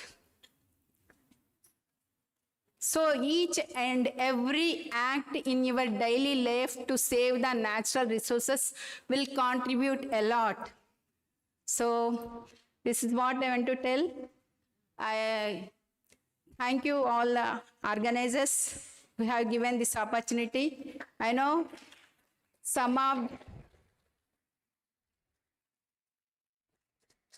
I don't know, some of the students might have other classes or any other works, some left, I observed.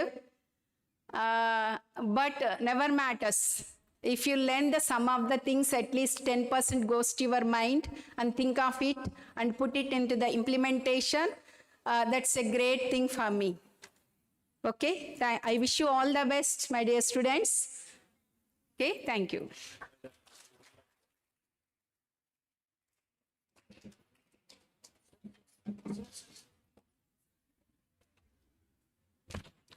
Thank you very much, madam, for your enlightening lecture on horticulture. It's a lengthy one, but yet it's very informative from basic to applied parts, including encouraging students, giving some great success stories. Thank you very much, madam. Now it's our pleasant duty to honor the chief guest and the family members of Professor Kololgi sir and Dr. Nalawadi sir. First, honoring the chief guest, I request the dignitaries on the dais to honor Ma'am Neeraja Prabhakar.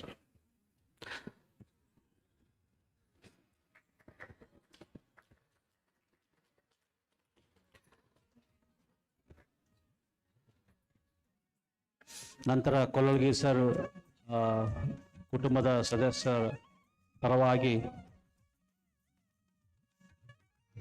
ಸನ್ಮಾನವನ್ನು ಸ್ವೀಕಾರ ಮಾಡಬೇಕು.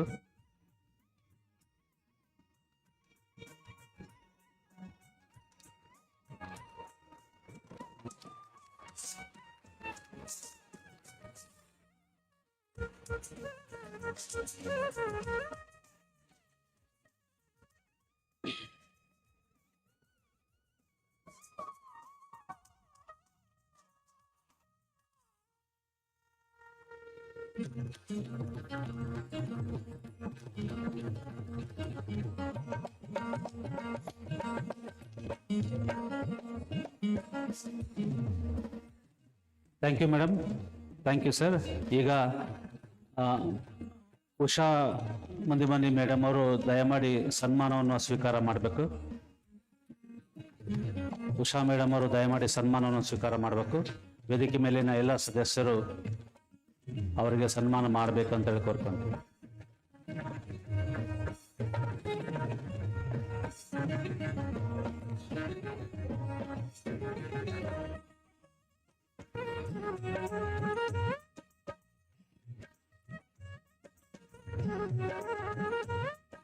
ಅದೇ ಪ್ರಕಾರ ಶ್ರೀಮತಿ ಸುಮಂಗಲ Nalawadi madam ಅವ್ರಿಗೂ ಸಹಿತ ಸನ್ಮಾನವನ್ನು ಸ್ವೀಕಾರ ಮಾಡಬೇಕಾಗಿ ಕೋರಿಕೆ.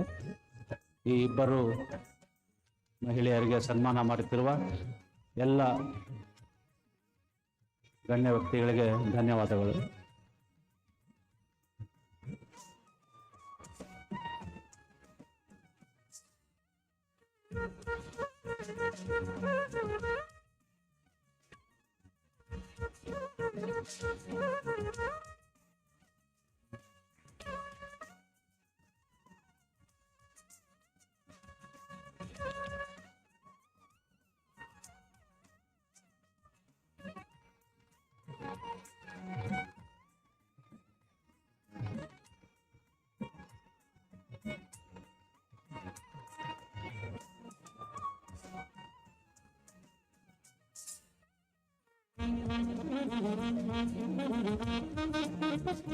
Thank you, madam.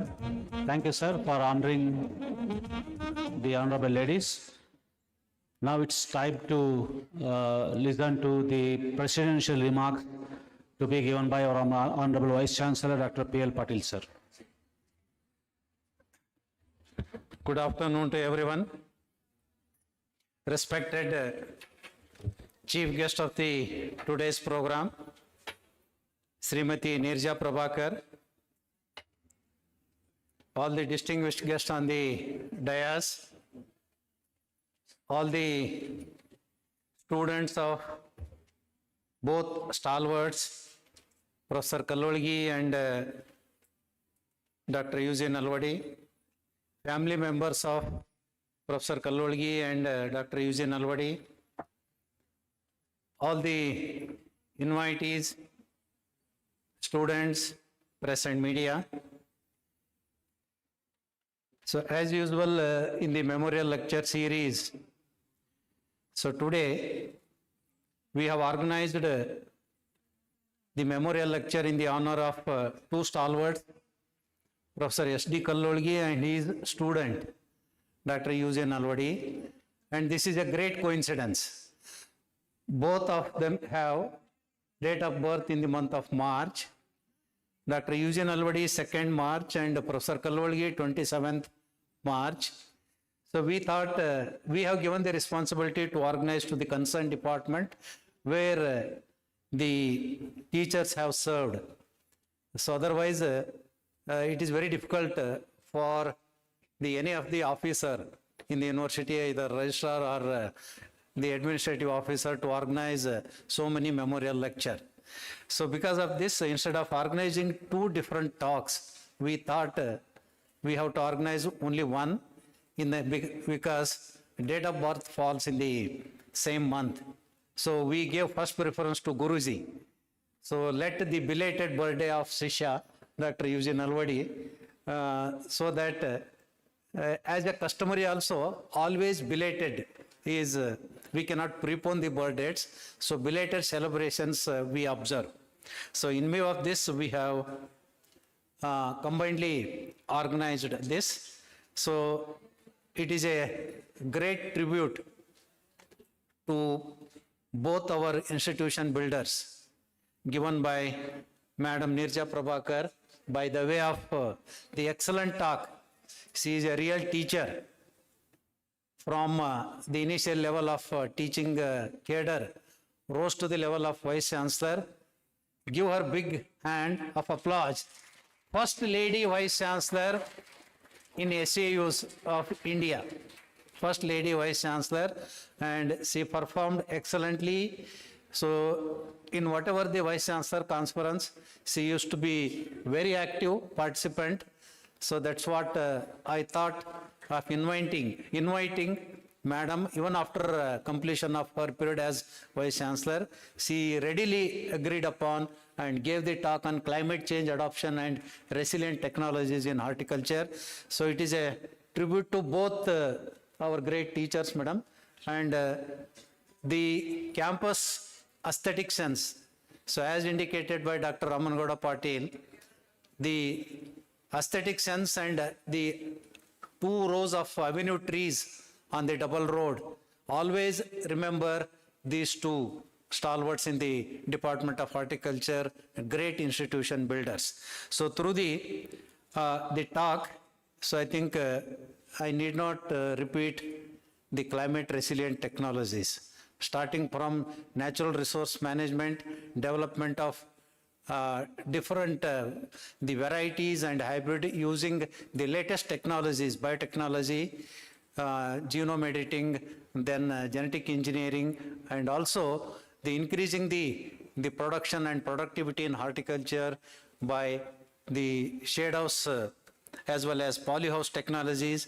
She has also given preference to the precision farming, digital agriculture, and also narrated about the Israel technologies. So everything all our students have carefully listened to the talk, and later Madam called upon all our students to be an entrepreneur in horticulture. Agriculture, specifically in horticulture, because there are more remuneration in horticulture than the field crops. So if you adopt a simple technology in any of the horticulture crop, either vegetables or easily, okay, you can become a number of job creators. So rather than going for a job, so also she has called upon you whenever you are there in the Rawe program. promote university technologies for the benefit of the farming communities. So I think, so you will be built your capacity by your teachers so that you can take all the technologies in the agriculture for the benefit of the farmers in the farming community. Along with that, you will also be learning many things during Rave program. That's what Madam has emphasized. Thank you, Madam, very much for your time and visiting our university and giving thought-provoking talk on climate change adoption and resilient technologies in horticulture. Thank you very much. Thanks to everyone. Thank our Honorable Vice Chancellor and the President of the function to very briefly giving the presidential remarks. ಅಧ್ಯಕ್ಷರ ಅಪ್ಪಣೆ ಮೇರೆಗೆ ಒಂದು ಸಣ್ಣ addition ಇದೆ sir. Madam Usha ಅವರು 2 ನಿಮಿಷ ಮಾತಾಡ್ತಾರಂತೆ. Sir madam please sir.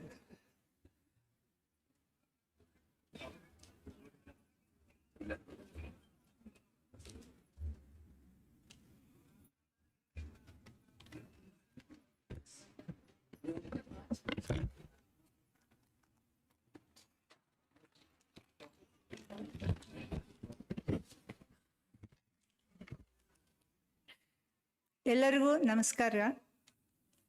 Good afternoon, everyone. I'll just take 5 minutes. Honorable Vice Chancellor, Dr. P.L. Patil, Sir, University of Agriculture Sciences, Dharwad. Respected Chief Guest, Dr. Boga Niraja Prabhakar, Associate Dean, College of Agriculture, Jagtial, and former Vice Chancellor, Sri Konda Lakshman, Telangana Horticulture University. Guest of Honor, Srimati Sumangla U. Nalawadi, wife of Dr. U.G. Nalawadi. Honorable Members, Board of Management, UAS, Dharwad. Dr. G.O. Manjunath, Dr. R.V. Patil, Dr. Ashok S. Sajjan, Srimati Dakshani Patil, wife of Dr. P.L. Patil, Sir. Former Vice Chancellors, former present officers of the University, former and present professors, teaching and non-teaching faculty. All invited well-wishers of late Professor S.D. Kololgi and Mundinmani family, other invitees and students. Today fills my heart with immense pride and deep emotion as I stand before you at the 4th memorial lecture in the honor of my beloved father, late Professor S.D. Kololgi. Today, as I stand here, I miss Dr. U.G. Nalawadi uncle, whose birthday we celebrated grandly on 3rd memorial speech series of Professor Kololgi. I also fondly remember the special bond my father shared with Dr. U.G. Nalawadi.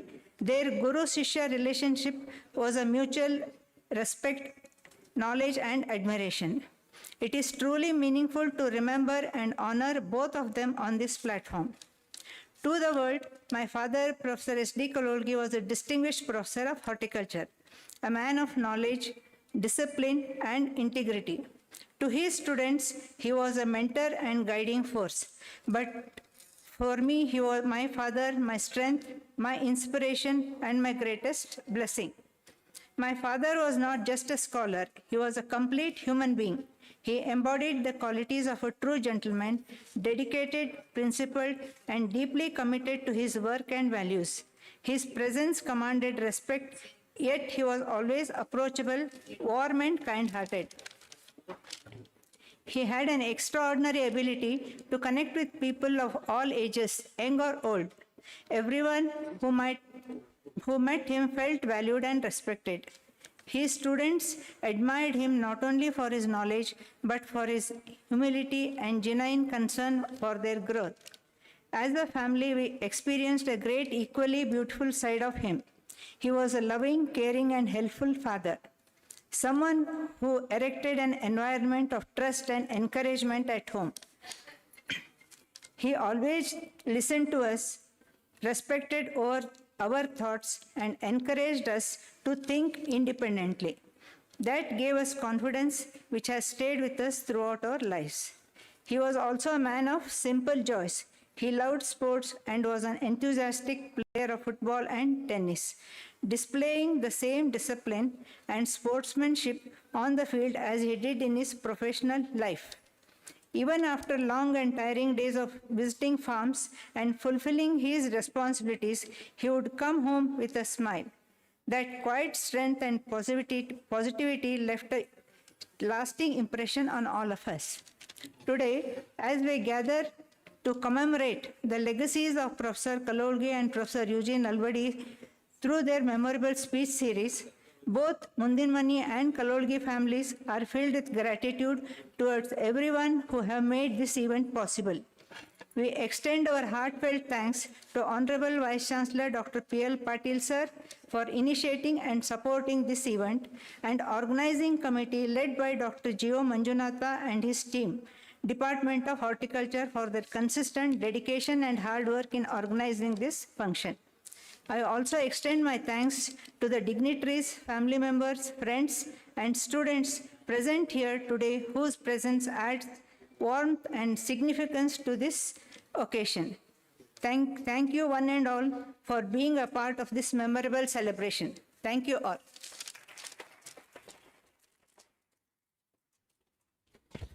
Thank you very much, ma'am, for your heartfelt gratitude expressed towards the university and the organization of the event. Now, I have an announcement that after the vote of thanks and the national anthem is over, all the guest invitees are requested to join us for lunch at guest house. Now, students, we are very sorry. Arranged in the hostel, as the Vice Chancellor is declaring. We record your protest as for noted for future action. Thank you very much. But pardon us for this time. Thank you very much. Now, vote of thanks by Dr. Gio Manjunath, followed by vote of thanks, followed by national anthem. Once the vote of thanks is over, you're all requested to stand for national anthem after the vote of thanks. Thank you very much. ಎಲ್ಲರಿಗೂ ನಮಸ್ಕಾರಗಳು. All the dignitaries on the dais and off the dais, my students, friends. As you know, the climate change impact on not only the productivity of our horticulture crops, even the quality of the produce. So whatever the madam has explained, all resilient technologies, if you adopt, definitely we can prevent all the losses. We can increase the income of the farmers. Today, the madam, Dr. Neeraja Prabhakar, has given excellent talk on this aspect, and all our students are enriched with all these technologies. So on behalf of UAS Dharwad, madam, I extend my sincere gratitude to you, madam. Thank you very much, madam. And regarding our Honorable Vice Chancellor, he has created the perfect platform to remember our elders, their personalities, their work. Regularly should be continue. Every once in a year, all our elders were assembling, we are sharing our thoughts, and even Dr. Patil sir has selected all quality speakers. The last time Ecotourism, Dr. Thavreji has given very nice talk. All our students, they enriched with the knowledge. Sir, on behalf of all the articles, I express my deep gratitude, sir. Thank you. And regarding the guest, today's guest, Usha B. Mundinmani. So whenever we are seeing all the rain trees, we are remembering Dr. S.T. Kololgi sir, we are seeing. Similarly, whenever we are seeing the daughter, all the qualities are there with her. ಇವತ್ತಿನ ಕಾರ್ಯಕ್ರಮದಲ್ಲಿ ಎಲ್ಲ ಕುಟುಂಬದ ವರ್ಗದವರು ಬಂದಿದ್ದಾರೆ, ಅವ್ರು ಬಂದಿದ್ದಾರೆ, ಈ ಕಾರ್ಯಕ್ರಮ ಯಶಸ್ವಿಗೊಳಿಸಿದ್ದಾರೆ, ಪಾಲ್ಗೊಂಡಿದ್ದಾರೆ. ಅವ್ರಿಗೆಲ್ಲರಿಗೂ ನಾನು ಹೃತ್ಪೂರ್ವಕವಾದ ಧನ್ಯವಾದಗಳನ್ನ ಅರ್ಪಿಸಲು ಇಷ್ಟಪಡ್ತೀನಿ. ಇದೇ ಥರ ಸುಮಂಗಳ ನಲ್ವಾಡಿ ಅವ್ರನ್ನ ನೀನೇ ಭೇಟಿ ಮಾಡಿದಾಗ ಹೇಳಿದರು, ಸರ್ ನಿನ್ನೆ ಹಿಂದಿನ ಫಂಕ್ಷನ್ ಇದ್ರು, ಈ ಫಂಕ್ಷನ್ ಇಲ್ಲ ಅಂತ ಹೇಳಿದ್ರು. ನಂಗೆ ಭಾಳ ಆಯಿತು. ಆದರೆ ಅವ್ರ ನೆನಪುಗಳು ಸದಾ ಇದ್ದಾವೆ. ಅವ್ರ ಗಾರ್ಡನ್ ನೋಡಿದಾಗ ಪ್ರತಿ ಸರ್ ನೆನೆಸ್ಕೊಂತೀವಿ. ಅವ್ರು ಇದ್ದಾರೆ, ನಮ್ಮ ಸುತ್ತಮುತ್ತ ಎಲ್ಲ ಇದ್ದಾರೆ. Is A great force for our horticulture. Madam, ಈ ಕಾರ್ಯಕ್ರಮಕ್ಕೆ ಬಂದಿದ್ರಿ, ನಮ್ಮ ಆತಿಥ್ಯ ಸ್ವೀಕರಿಸಿದ್ರಿ, ನಿಮಗೂ ಸಹ ತುಂಬ ಧನ್ಯವಾದಗಳನ್ನು ಅರ್ಪಿಸ್ತೀನಿ. ಇನ್ನು ಗೌರವಿತ ಆಡಳಿತ ಮಂಡಳಿ ಸದಸ್ಯರು ಭಾಗವಹಿಸಿದರು. ಈ ಕಾರ್ಯಕ್ರಮದ ಮೌಲ್ಯವನ್ನು ಹೆಚ್ಚಿಸಿದ್ದಾರೆ. ಪ್ರಮುಖವಾಗಿ ಶ್ರೀ ರವಿಕುಮಾರ್, ಶ್ರೀ ವೀರನಗೌಡ ಪೊಲೀಸ್ ಗೌಡರವರು, ಶ್ರೀ ಬಸವರಾಜ್ ಕುಂದಗೋಳ್ಮಠ ಅವರು ಬಂದಿದ್ದಾರೆ. ಅವ್ರಿಗೂ ಸಹ ನಾನು ಹೃತ್ಪೂರ್ವಕವಾದ ವಂದನೆಗಳನ್ನು ಅರ್ಪಿಸ್ತೇನೆ. ಇನ್ನು doctor R.V. Patil, University Head, very critically has presented what exactly the life sketch of the Kololgi sir and Nalawadi. I thank you very much, R.V. Patil. And I'm talking about Dr. Ashok Sajjan sir. Not only has given the plan, so involved in all aspects, sir, he has guided everything. So I really am thankful, sir, on behalf of Horticulture Department. And all the key officers, they have come, they made this, their gracious presence. I'm very thankful. Dr. Korikan Mat sir also has come. So very thankful, sir. All our elders, because of their love and affection towards the horticulture, they have come. I'm very, very pleased, sir. So on behalf of all horticulture department and US third, I'm very thankful to our sir. And today I'm remembering, last time I forgot about all YouTube viewers. Today I thank all YouTube viewers, especially Dr. Bojapasa. He reminded. So I'm watching every year. You're not telling my name. So I am very thankful to sir. In this age, you are watching our all our activities and blessing us. So we are very thankful to sir. And very important, with a great patience, all our UG and PG students, you came in a big number and you supported this program. I'm very thankful to all our students. And regarding anchoring, our Dr. Venugopal and Piyush, they given excellent platform about introduction speech and other things. And decoration, even the election duty, Dr. our Yusuf, made all good decoration. I thank everybody and their involvement. Thank you very much.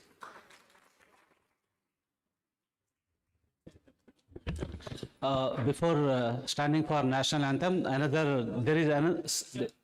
repeat the announcement. ಆಗಮಿಸಿರುವ ಎಲ್ಲ ಗಣ್ಯರು, ಅತಿಥಿಗಳು ದಯಮಾಡಿ guest house ಅಲ್ಲಿ ಊಟ ಸ್ವೀಕಾರ ಮಾಡಬೇಕು. And again we please pardon us from the student side. We have noted your resistance and we accordingly suitably make arrangements next time. Thank you very much. Kindly stand for national anthem.